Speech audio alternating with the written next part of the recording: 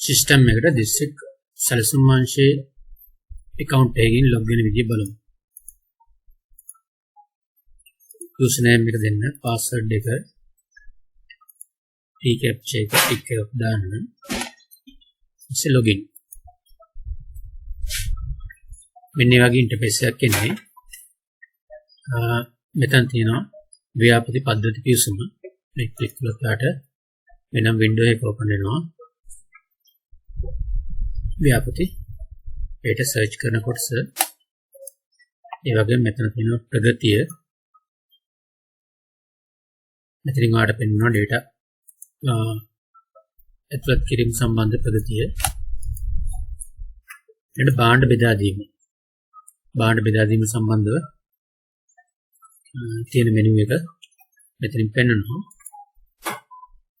ඊට log out එක තියෙනවා.